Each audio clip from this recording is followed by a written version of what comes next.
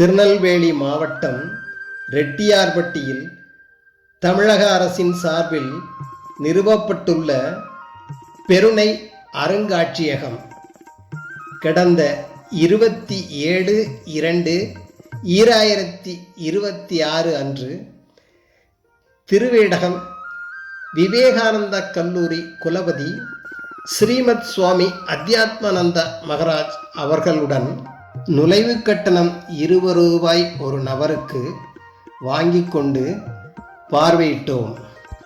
வைகை நதிக்கரையில் அமைந்துள்ள கீழடி நாகரிகம் 2600 ஆண்டுகள் பழமையான வரலாறு என உலகிற்கு எடுத்துக்காட்டியது. ஆனால் தென்னிந்தியாவின் பழம்பெரும் தாமிரபரணி கரையோரம் யாரும் எதிர்பாராத வகையில் பல நூறு ஆண்டுகளுக்கு முந்தைய பண்டைய தமிழ் நாகரிகம் புதைந்து கிடந்ததை ஆய்வாளர்கள் கண்டறிந்தனர். அந்த நாகரிகத்தின் பெயர் பெருணை. பெருணை அருங்காட்சியகம் என்பது தமிழகத்தின் 3200 ஆண்டுகள் தொன்மையான நாகரிகத்தினை உலகிற்கு எடுத்துக்காட்டும் வகையில் தமிழ்நாட்டின் திருநெல்வேலி மாவட்டம் ரெட்டியார்பட்டியில் தமிழக அரசின் சார்பில் நிறுவப்பட்டுள்ளது. திருநெல்வேலி ஆறு என்று அழைக்கப்படும் தாமிரபரணி ஆறு தென்னிந்தியாவின் ஒரு முக்கிய நதியாகும்.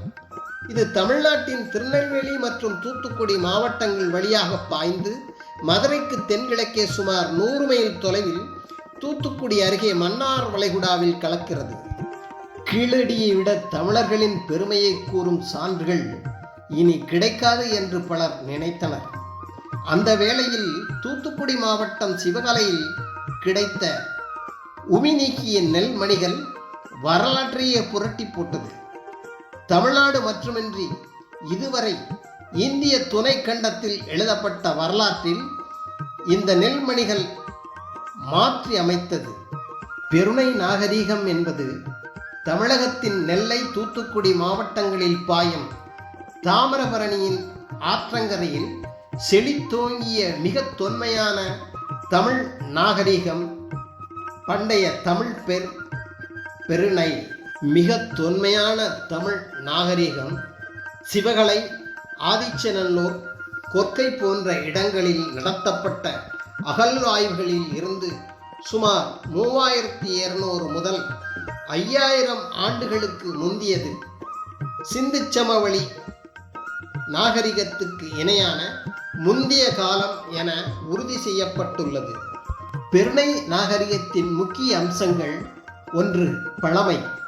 சிவகலையில் கண்டெடுக்கப்பட்ட முதுமக்கள் தாளி மற்றும் உமியின் காலக்கணிப்பு இந்நாகரிகம் சிந்து சமவெளி நாகரிகத்துக்கு முந்தியது அல்லது அதனுடன் இணையாக வாழ்ந்தது என்பதை உணர்த்துகிறது.